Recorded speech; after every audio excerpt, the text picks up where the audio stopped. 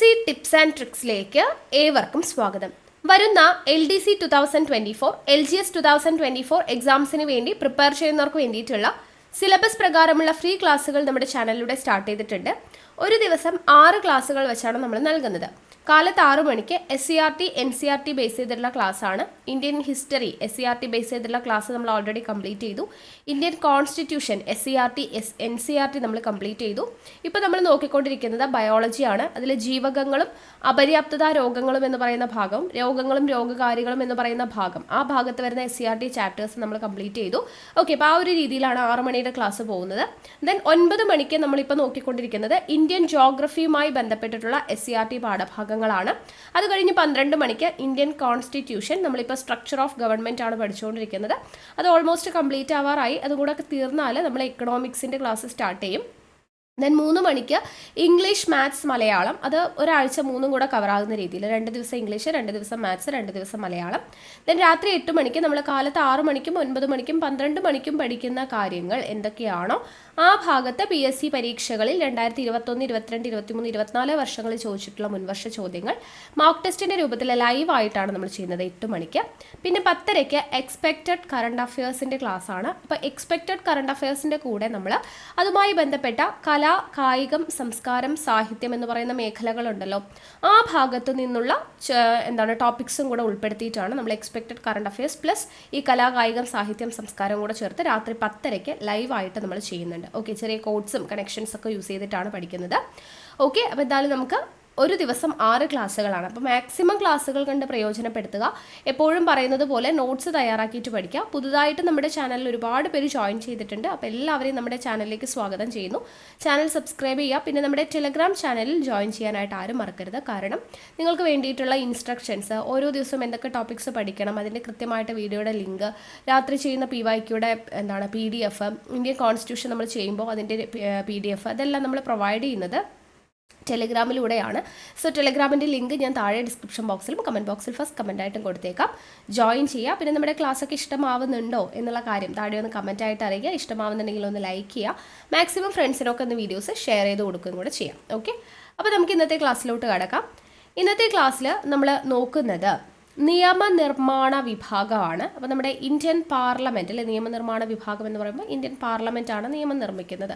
അപ്പോൾ നമുക്ക് പാർലമെൻറ്റിനെ കുറിച്ചാണ് പഠിക്കാനായിട്ടുള്ളത്. അപ്പോൾ നമുക്ക് നോക്കാം. അപ്പോൾ ഇന്ത്യൻ പാർലമെൻറ്റ് എന്ന് പറയുന്ന സമയത്ത് ഇന്ത്യൻ പാർലമെൻറ്റിൻ്റെ രൂപീകരണത്തെക്കുറിച്ച് പറയുന്ന ആർട്ടിക്കിൾ, ഇന്ത്യൻ പാർലമെൻറ്റിൻ്റെ രൂപീകരണത്തെക്കുറിച്ച് പറയുന്ന ആർട്ടിക്കിളാണ് ആർട്ടിക്കിൾ 79. ആർട്ടിക്കിൾ 79ലാണ് ഇന്ത്യൻ പാർലമെൻറ്റിൻ്റെ രൂപീകരണത്തെക്കുറിച്ച് പറയുന്നത്. നമുക്കറിയാം ഇന്ത്യൻ പാർലമെൻറ്റ് എന്ന് പറയുന്നത് ആരൊക്കെ ചേരുന്നതാണ്? ഇന്ത്യൻ പാർലമെൻറ്റ് ലോക്സഭയും അതേപോലെ രാജ്യസഭയും പിന്നെ രാഷ്ട്രപതിയും പ്രസിഡൻറ്റും കൂടെ ചേരുന്നതാണ് ഇന്ത്യൻ പാർലമെൻറ്റ് എന്ന് പറയുന്നത്, അല്ലേ? ലോക്സഭ, രാജ്യസഭ, രാഷ്ട്രപതി, ഇവർ 3 പേരും കൂടെ ചേരുന്നതാണ് ഇന്ത്യൻ പാർലമെൻറ്റ് എന്ന് പറയുന്നത്. അപ്പോൾ നമുക്കിവിടെ നിന്ന് ഒരു കാര്യം മനസ്സിലായി. നമ്മുടെ പാർലമെൻറ്റിന് 2 സഭകളുണ്ട്, അല്ലേ? ലോക്സഭയും ഉണ്ട്, രാജ്യസഭയും ഉണ്ട്, 2 സഭകളുണ്ട്. അപ്പോൾ ഇങ്ങനെ 2 സഭകളുള്ളതിനെ നമ്മൾ പറയുന്ന പേരാണ് ബൈക്യാമറലിസം അല്ലെങ്കിൽ ദ്വിമണ്ഡല നിയമനിർമ്മാണ സഭ. ദ്വിമണ്ഡല നിയമനിർമ്മാണ സഭ അല്ലെങ്കിൽ ബൈക്യാമറലിസം എന്ന് പറയുന്നത്. ഈ ഒരു ആശയം നമ്മൾ കടമെടുത്തിരിക്കുന്നത് എവിടെ നിന്നാണ്? നമ്മൾ പഠിച്ചു, ബ്രിട്ടൻ, അല്ലേ? ബൈക്യാമറലിസം എന്ന് പറയുന്ന ആശയം നമ്മൾ കടമെടുത്തിരിക്കുന്നത് ബ്രിട്ടൻ്റെ കയ്യിൽ നിന്നുമാണ്. അപ്പോൾ നമുക്ക് പാർലമെൻറ്റിന് 2 സഭകളുണ്ട്. അതുകൊണ്ട് നമ്മളതിനെ ബൈക്യാമറലിസം അല്ലെങ്കിൽ ദ്വിമണ്ഡല നിയമനിർമ്മാണ സഭ എന്നാണ് നമ്മൾ പറയുന്നത്. ഓക്കെ, അപ്പോൾ ഈ ഒരു ബൈക്യാമറലിസം എന്ന് പറയുന്ന ആശയം കൊണ്ട് ഇന്ത്യക്ക് എന്താണ് നേട്ടം എന്ന് ചോദിച്ചു കഴിഞ്ഞാൽ നമുക്കറിയാം നമ്മുടെ രാജ്യം എന്ന് പറയുന്നത് ഭയങ്കരമായിട്ട് വൈവിധ്യമുള്ളൊരു രാജ്യമാണ്, അല്ലേ? അപ്പോൾ പലതരത്തിലും ഭൂമിശാസ്ത്രപരമായിട്ടാണെങ്കിലും സാംസ്കാരികപരമായിട്ടാണെങ്കിലും എല്ലാ കാര്യങ്ങളിലും വളരെയധികം വൈവിധ്യമുള്ളതാണ്. അപ്പോൾ പലതരത്തിൽ ഇന്ത്യയുടെ നിയമനിർമ്മാണ സഭയിലേക്ക് പലതരത്തിലുള്ള വൈവിധ്യങ്ങളെ കൊണ്ടുവരാനായിട്ട് സഹായിക്കുന്ന ഒരു സിസ്റ്റമാണ് ഈ ദ്വിമണ്ഡല നിയമനിർമ്മാണ സഭ എന്നതുകൊണ്ട് ഉദ്ദേശിക്കുന്നത്. ജസ്റ്റ് ഒന്ന് മനസ്സിലാക്കി വെക്കുക. ഇനി നമുക്കിതിലെ ഓരോ സഭയെക്കുറിച്ച്, ലോക്സഭയെക്കുറിച്ച്, രാജ്യസഭയെക്കുറിച്ച്, രാഷ്ട്രപതിയെക്കുറിച്ച് നമ്മൾ ഓൾറെഡി ഡീറ്റെയിൽഡ് ആയിട്ട് പഠിച്ചു. ലോക്സഭയെക്കുറിച്ചും രാജ്യസഭയെക്കുറിച്ചുമാണ് നമ്മൾ ഇന്നത്തെ ക്ലാസ്സിൽ നോക്കുന്നത്. അപ്പോൾ നമുക്ക് ആദ്യം ആരെക്കുറിച്ച് പഠിക്കാം? ലോക്സഭയെക്കുറിച്ച് പഠിക്കാം, അല്ലെങ്കിൽ രാജ്യസഭയെക്കുറിച്ച് പഠിക്കാം. ഓക്കെ, അപ്പോൾ ആദ്യം നമ്മൾ നോക്കുന്നത് രാജ്യസഭയെക്കുറിച്ചാണ്. രാജ്യസഭയുടെ ഘടനയെക്കുറിച്ച് പറയുന്നത് അല്ലെങ്കിൽ രാജ്യസഭയെക്കുറിച്ച് പ്രതിപാദിക്കുന്ന ആർട്ടിക്കിൾ എത്രയാണ് എന്ന് ചോദിച്ചു കഴിഞ്ഞാൽ ആർട്ടിക്കിൾ 80 അപ്പോൾ ഇത് നമുക്ക് ഓർത്തു വയ്ക്കാനുള്ള ആർട്ടിക്കിൾസ് ഒക്കെ ഓർത്തു വയ്ക്കാനുള്ള കോഡും കണക്ഷനും നമ്മൾ യൂസ് ചെയ്ത് ചെയ്യുന്നുണ്ട്. അപ്പം നമ്മൾ അവിടെ പറയും, എങ്കിലും ജസ്റ്റ് നിങ്ങളിങ്ങനെ ഓർത്ത് വെച്ചോളൂ. ആർട്ടിക്കിൾ 79 നമ്മൾ പറഞ്ഞു എന്താണ്, പാർലമെന്റ് ആണ് അല്ലേ. ആർട്ടിക്കിൾ 79 എന്ന് പറയുന്നത് പാർലമെന്റ് ആണ്, പാർലമെന്റ്. ഓക്കെ, ദെൻ ആർട്ടിക്കിൾ 80 നമ്മളിപ്പോൾ പഠിക്കുന്നുണ്ട്, അതെന്താണ്, രാജ്യസഭ. ഓക്കെ, അടുത്തത് നമ്മൾ ആർട്ടിക്കിൾ 81 പഠിക്കും, അത് ലോക്സഭയാണ്. അപ്പം ഇങ്ങനെ ഓർത്താൽ മതി, പാർലമെന്റിന്റെ PAR എന്ന് പറയുന്നതും നമ്മൾക്ക് എടുക്കാം, രാജ്യസഭയുടെ എടുക്കാം, ലോക്സഭയുടെ ലോഗ് എടുക്കാം. അപ്പോൾ നമുക്ക് ഇങ്ങനെ ഓർത്തുകൂടെ, പരലോകം എന്നുള്ള രീതിയിൽ കേട്ടോ. ഇതിങ്ങനെ നമുക്ക് ജസ്റ്റ് ഒരു കണക്ഷൻ കിട്ടുന്നുണ്ടല്ലോ, പരലോകം എന്ന് ഓർത്തു വെച്ചാൽ മതി.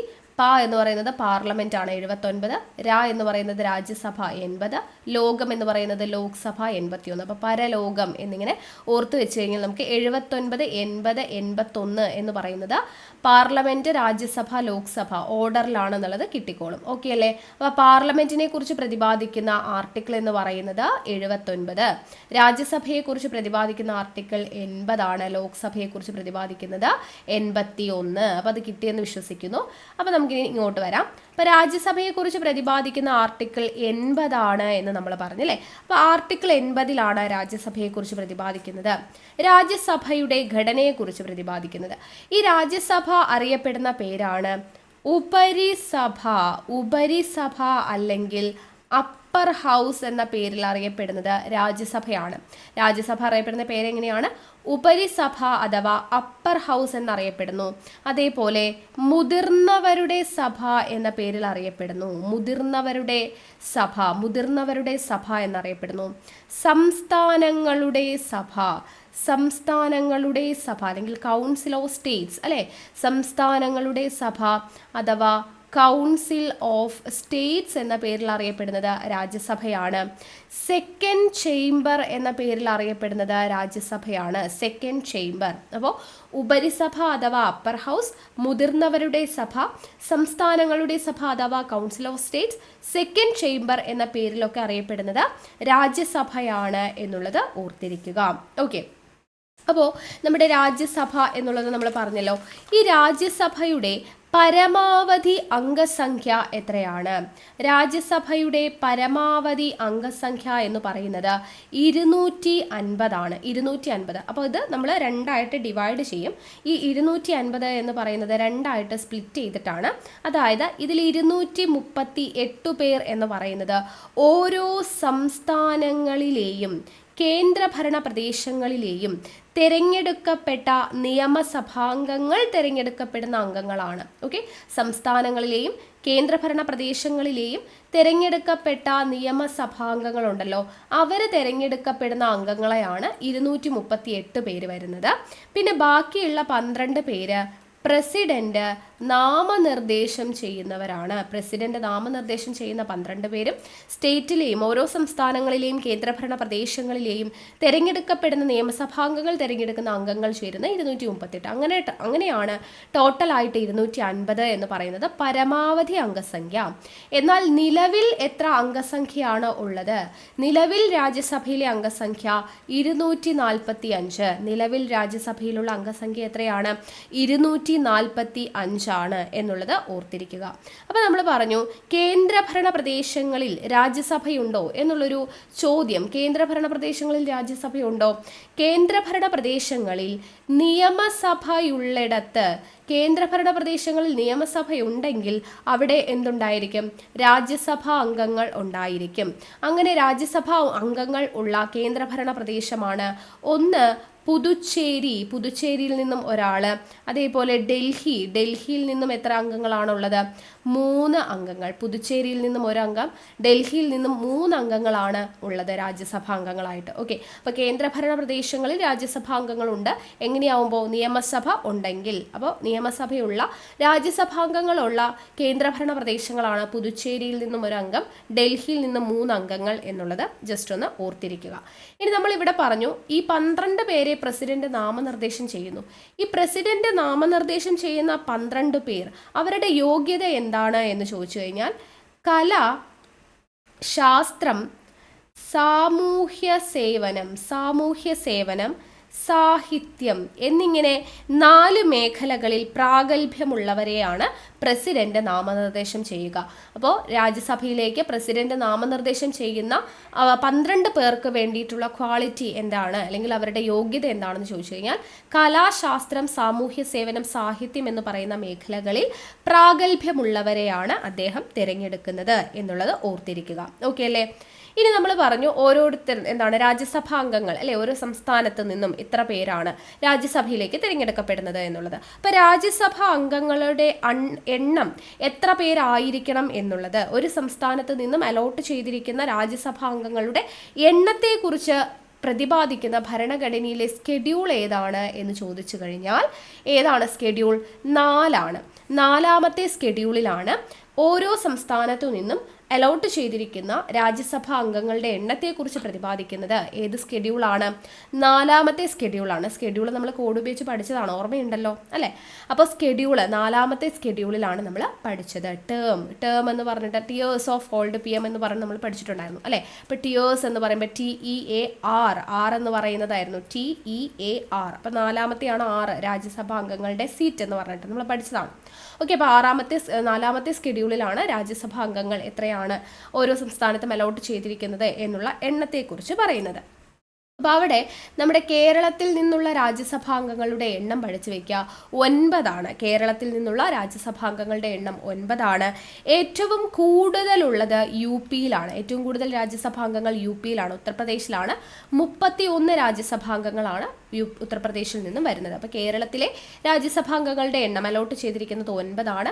ഉത്തർപ്രദേശിൽ അലോട്ട് ചെയ്തിരിക്കുന്ന അംഗങ്ങളുടെ എണ്ണം 31 രാജ്യസഭാംഗങ്ങളാണ്. ഏറ്റവും അധികം രാജ്യസഭാംഗങ്ങൾ വരുന്നത് ഉത്തർപ്രദേശിൽ നിന്നുമാണ് എന്നുള്ളത് ഓർത്തിരിക്കാം.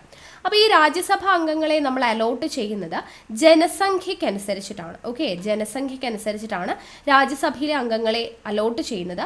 അതായത് രാജ്യസഭയിൽ രാജ്യസഭാംഗങ്ങളെ തിരഞ്ഞെടുക്കുന്ന ആ ഒരു വ്യവസ്ഥയെ, ജനസംഖ്യ അനുസരിച്ച് നമ്മൾ തിരഞ്ഞെടുക്കുന്ന വ്യവസ്ഥയെ പറയുന്ന പേരാണ് എന്താ? പ്രൊപ്പോർഷണൽ റെപ്രസെൻറ്റേഷൻ അഥവാ ആനുപാതിക പ്രാതിനിധ്യം. ആനുപാതിക പ്രാതിനിധ്യം അഥവാ പ്രൊപ്പോർഷണൽ റെപ്രസെൻറ്റേഷൻ അനുസരിച്ചിട്ടാണ് രാജ്യസഭാ അംഗങ്ങളെ രാജ്യസഭയിലേക്ക് തിരഞ്ഞെടുക്കപ്പെടുന്നത് എന്നുള്ളത് ഓർത്തിരിക്കുക. ഓക്കെ അല്ലേ? ഈ രാജ്യസഭാ അംഗങ്ങളെ തിരഞ്ഞെടുക്കുന്ന മെത്തേഡ് നമ്മൾ പറഞ്ഞു ആനുപാതിക പ്രാതിനിധ്യം അനുസരിച്ചിട്ടാണ്. ഇങ്ങനെ ആനുപാതിക പ്രാതിനിധ്യം അനുസരിച്ച് നമ്മൾ രാജ്യസഭാ അംഗങ്ങളെ തിരഞ്ഞെടുക്കുന്നു എന്ന് പറയുന്നത് ഇപ്പോഴും 1971 ജനസംഖ്യാ കണക്കനുസരിച്ചിട്ടാണ് ഇങ്ങനെ തിരഞ്ഞെടുക്കുന്നത് കേട്ടോ. 1971 ജനസംഖ്യാ കണക്ക് അല്ലെങ്കിൽ സെൻസസ് പ്രകാരമാണ് ഈ ഒരു രീതിയിൽ നമ്മൾ രാജ്യസഭാംഗങ്ങളെ തിരഞ്ഞെടുക്കുന്നത് എന്നുള്ള കാര്യം ഓർത്തിരിക്കുക. അപ്പോൾ രാജ്യസഭാംഗങ്ങളെ തിരഞ്ഞെടുക്കുന്നത് ആനുപാതിക പ്രാതിനിധ്യം അനുസരിച്ചിട്ടാണ് എന്നുള്ളത് അല്ലേ. ലോക്സഭയിലേക്കാണെങ്കിലോ ജനങ്ങൾ നേരിട്ട് തിരഞ്ഞെടുക്കുകയാണ് ചെയ്യുന്നത്, നമ്മൾ പഠിക്കുന്നുണ്ട് ലോക്സഭയെക്കുറിച്ച്. ഓക്കെ, അപ്പോൾ അത്രയും കാര്യങ്ങൾ അവിടെ ഓർത്തിരിക്കാം. ഇനി രാജ്യസഭ അംഗമാവാൻ വേണ്ടിയിട്ടുള്ള കുറഞ്ഞ പ്രായം എന്ന് പറയുന്നത് നമ്മൾ കഴിഞ്ഞ ക്ലാസ്സിൽ പഠിച്ചു. ഒരു രാജ്യസഭാ അംഗമാവുന്നതിനുള്ള കുറഞ്ഞ പ്രായം 30 വയസ്സാണ്. രാജ്യസഭാ അംഗമാവാനുള്ള കുറഞ്ഞ പ്രായം എത്രയാണ്? 30 വയസ്സാണ്. ലോക്സഭാ അംഗമാവണമെങ്കിൽ 25 വയസ്സാണ് നമ്മൾ പറയുന്നുണ്ട്. ഓക്കെ, അപ്പോൾ രാജ്യസഭാ അംഗമാവാൻ വേണ്ടിയിട്ടുള്ള കുറഞ്ഞ പ്രായം 30 വയസ്സ്. ഒരു രാജ്യസഭാംഗത്തിൻ്റെ കാലാവധി ശ്രദ്ധിച്ചു കേൾക്കണം. രാജ്യസഭാ അംഗത്തിൻ്റെ കാലാവധി എന്ന് പറയുന്നത് 6 വർഷമാണ്. എന്നാൽ രാജ്യസഭയുടെ കാലാവധി എന്ന് പറയുന്നത് കാലാവധിയില്ല. രാജ്യസഭ എന്ന് പറയുന്നത് ഒരു സ്ഥിരം സഭയാണ്. ഓക്കെ, അപ്പോൾ രാജ്യസഭ അംഗത്തിൻ്റെ കാലാവധി ചോദിച്ചാൽ 6 വർഷം, രാജ്യസഭയുടെ കാലാവധി ചോദിച്ചാൽ അതൊരു സ്ഥിരം സഭയാണ്, പ്രത്യേകിച്ച് കാലാവധി ഇല്ല. എന്തുകൊണ്ട് അതൊരു സ്ഥിരം സഭയാണ്, എന്തുകൊണ്ട് കാലാവധി ഇല്ല എന്ന് ചോദിച്ചു കഴിഞ്ഞാൽ കാരണം രാജ്യസഭാംഗങ്ങൾ ഒരിക്കലും ഒറ്റയടിക്ക് ഒരേ സമയത്ത് കാലാവധി പൂർത്തിയാക്കി എല്ലാ എല്ലാവരും കൂടെ ഒരുമിച്ച് ഇറങ്ങിപ്പോകുന്നവരല്ല. മറിച്ച് രാജ്യസഭാംഗങ്ങൾ ഓരോ 2 വർഷം കൂടുമ്പോൾ 1/3 അംഗങ്ങൾ വീതം കാലാവധി പൂർത്തി ഇറങ്ങിപ്പോകും. ഓരോ 2 വർഷം കൂടുന്ന സമയത്ത് 1/3 ഭാഗം അംഗങ്ങൾ കാലാവധി പൂർത്തിയാക്കിയിട്ട് ഇറങ്ങിപ്പോകും. അപ്പോൾ അടുത്ത ആളുകൾ വരും. ഓക്കെ, അപ്പോൾ ആ ഒരു രീതിയിലാണ്. അപ്പോൾ രാജ്യസഭാ അംഗങ്ങൾ ഒറ്റയടിക്ക് എല്ലാവരും കൂടെ കാലാവധി തീർത്ത് ഇറങ്ങിപ്പോകുന്നില്ല. അതുകൊണ്ടാണ് രാജ്യസഭയുടെ കാലാവധി ഇല്ല, അവരൊരു സ്ഥിരം സഭയാണ് എന്ന് പറയുന്നത്. 2 വർഷം കൂടുമ്പോൾ 1/3 ഭാഗം ആളുകളാണ് പോകുന്നത് കാലാവധി പൂർത്തിയാക്കിയിട്ട്. ഓക്കെ അല്ലേ? യെസ്. അപ്പോൾ ഇനി ഒരു രാജ്യസഭാംഗം സത്യപ്രതിജ്ഞ ചെയ്യുന്നത് ആരുടെ മുമ്പിലാണ് എന്നൊരു ചോദ്യം നിങ്ങളോട് ചോദിച്ചിട്ടുണ്ടെങ്കിൽ, അല്ലെങ്കിൽ നമുക്കൊരു സ്റ്റേറ്റ്മെന്റ് തരുവാണ്, ഒരു രാജ്യസഭാംഗം സത്യപ്രതിജ്ഞ ചെയ്യുന്നത് പ്രസിഡന്റിന്റെ മുമ്പിലാണ്. സ്റ്റേറ്റ്മെന്റ് തെറ്റാണോ ശരിയാണോ? അത് തെറ്റായ സ്റ്റേറ്റ്മെന്റ് ആണ്. കാരണം ഇന്ത്യൻ ഭരണഘടനയിൽ എവിടെയും തന്നെ ഒരു രാജ്യസഭാംഗത്തിന്റെ സത്യപ്രതിജ്ഞയെക്കുറിച്ച് പരാമർശിക്കുന്നില്ല. പകരം പറയുന്നത് എന്താണ് എന്ന് ചോദിച്ചു കഴിഞ്ഞാൽ, പാർലമെന്റ് അംഗങ്ങൾ പ്രസിഡന്റിന്റെ മുൻപിലോ അല്ലെങ്കിൽ പ്രസിഡന്റ് ചുമതലപ്പെടുത്തുന്ന ഒരു വ്യക്തിയുടെ മുൻപിലോ സത്യപ്രതിജ്ഞ ചെയ്യും. പാർലമെന്റ് അംഗങ്ങളുടെ സത്യപ്രതിജ്ഞയെക്കുറിച്ച് കോമൺ ആയിട്ട് പറയുന്നു എന്നേ ഉള്ളൂ. അപ്പോൾ പാർലമെന്റ് അംഗങ്ങൾ എന്ന് പറയുമ്പോൾ അവിടെ രാജ്യസഭയും ലോക്സഭയും ഒക്കെ വരും അല്ലേ? അപ്പോൾ പാർലമെന്റ് അംഗങ്ങൾ സത്യപ്രതിജ്ഞ ചെയ്യുന്നത് ഒന്നുകിൽ പ്രസിഡന്റിന്റെ മുമ്പിൽ അല്ലെങ്കിൽ പ്രസിഡന്റ് ചുമതലപ്പെടുത്തുന്ന ആളുടെ മുമ്പിലാണ് സത്യപ്രതിജ്ഞ ചെയ്യുന്നത്. അപ്പോൾ ഒരു രാജ്യസഭാംഗം സത്യപ്രതിജ്ഞ ചെയ്യുന്നു എന്ന് പറഞ്ഞ് നമുക്ക് ഭരണഘടനയിൽ പറയുന്നില്ല. പക്ഷെ നമ്മൾ അനുമാനിക്കുകയാണ് എന്ത്, ഒരു രാജ്യസഭാംഗം പ്രസിഡന്റ് എന്താണ് ചുമതലപ്പെടുത്തുന്ന ഒരാളെന്ന് പറയുമ്പോൾ ആരായിരിക്കും? വൈസ് പ്രസിഡന്റ് ആയിരിക്കും അല്ലെ? അപ്പോൾ വൈസ് പ്രസിഡന്റിന്റെ മുമ്പിലായിരിക്കും രാജ്യസഭാംഗം സത്യപ്രതിജ്ഞ ചെയ്യുന്നത് എന്ന് നമ്മൾ പ്രെഡിക്റ്റ് ചെയ്യുകയാണ്. പക്ഷേ രാജ്യസഭാംഗം സത്യപ്രതിജ്ഞ ചെയ്യുന്നത് ആരുടെ മുമ്പിലാണ് എന്നുള്ള കാര്യം ഭരണഘടനയിൽ എടുത്തു പറയുന്നില്ല. പാർലമെന്റ് അംഗമായിട്ടുണ്ടെങ്കിൽ പ്രസിഡന്റിന്റെ മുമ്പിലോ അല്ലെങ്കിൽ പ്രസിഡന്റ് ചുമതലപ്പെടുത്തുന്ന ഒരു വ്യക്തിയുടെ മുമ്പിലോ ആയിരിക്കും സത്യപ്രതിജ്ഞ ചെയ്യുന്നത് എന്നാണ് പറയുന്നത്. ക്ലിയർ ആണല്ലോ? ഇനി നമ്മുടെ രാജ്യസഭയുടെ അധികാരങ്ങളെ കുറിച്ചാണ് പറയുന്നത്. രാജ്യസഭയ്ക്ക് എന്തൊക്കെ അധികാരങ്ങളാണുള്ളത് പറയുമ്പോൾ ഒന്നാമത്തെ അധികാരം എന്ന് പറയുന്നത്, ഒരു ഭരണഘടനാ ഭേദഗതി നമുക്ക് പാസ്സാകണം എന്നുണ്ടെങ്കിൽ എന്ത് ചെയ്യണം? നമുക്കറിയാം, അത് ലോക്സഭയിലും രാജ്യസഭയിലും പാസ്സാവണം അല്ലേ? ഒരു ഭരണഘടനാ ഭേദഗതി പാസ്സാവണമെങ്കിൽ അത് ലോക്സഭയിലും രാജ്യസഭയിലും പാസ്സായിട്ടുണ്ടെങ്കിലേ പറ്റത്തുള്ളൂ. അപ്പോൾ രാജ്യസഭയുടെ അനുവാദമില്ലാതെ എന്താണ് ഒരു ഭരണഘടനാ ഭേദഗതി പ്രാബല്യത്തിൽ വരില്ല. അപ്പോൾ അത് രാജ്യസഭയുടെ ഒരു അധികാരമായിട്ട് നമുക്ക് പറയാം. അതേപോലെ തന്നെ ധനകാര്യ ഇതര ബില്ലുകൾ, പലതരം നിയമങ്ങളുമായി ബന്ധപ്പെട്ടിട്ടുള്ള പ്രപ്പോസൽ, അതായത് ബില്ലുകൾ പാർലമെന്റിൽ വരുമ്പോൾ അത് പാസ്സാകണം എന്നുണ്ടെങ്കിൽ രാജ്യസഭയുടെ അംഗീകാരം വേണം. അപ്പം ഞാൻ പറഞ്ഞു ധനകാര്യ ഇതര ബില്ലുകൾ. ഇപ്പോൾ ധനകാര്യ ബില്ലുകൾ ഉണ്ട് അല്ലെ, മണി ബില്ലൊക്കെ ഉണ്ട്. അതുമായി ബന്ധപ്പെട്ട അധികാരം വരുന്നത് ലോക്സഭയ്ക്കാണ്. അത് നമ്മൾ അവിടെ പഠിക്കും. അപ്പോൾ ഇവിടെ പറയുന്നത് ധനകാര്യ ഇതര ബില്ലുകൾ, അല്ലെങ്കിൽ ധനകാര്യ ഇതര ബില്ലുകളും അല്ലെങ്കിൽ മറ്റു നിയമങ്ങളുമായി ബന്ധപ്പെട്ടിട്ടുള്ള ബില്ലുകളുമെല്ലാം പാർലമെന്റിൽ വരുമ്പോൾ പാസ്സാവണമെങ്കിൽ രാജ്യസഭ അംഗീകരിച്ചിരിക്കണം എന്ന് പറയുന്നുണ്ട്. അതും അവരുടെ രാജ്യസഭയുടെ അധികാരത്തിൽ വരുന്നതാണ്. ഇനി മൂന്നാമത്തെ അധികാരം ധനവിനിയോഗ ബില്ല് അല്ലെങ്കിൽ മണി ബില്ലിന്റെ അധികാരം നമ്മൾ പറഞ്ഞു ആർക്കാണ്? മണി ബില്ലിന്റെ അധികാരം ലോക്സഭയ്ക്കാണ്. അത് നമ്മളിപ്പോൾ ഇവിടെ പറയുന്നില്ല. ദെൻ ഈ ധനകാര്യ ബില്ല് അല്ലെങ്കിൽ മണി ബില്ലിന്മേൽ ഭേദഗതി നിർദ്ദേശിക്കുവാനുള്ള അധികാരം, മണി ബില്ലിന്റെ പൂർണ്ണമായിട്ടുള്ള അധികാരം ലോക്സഭയ്ക്കാണ്.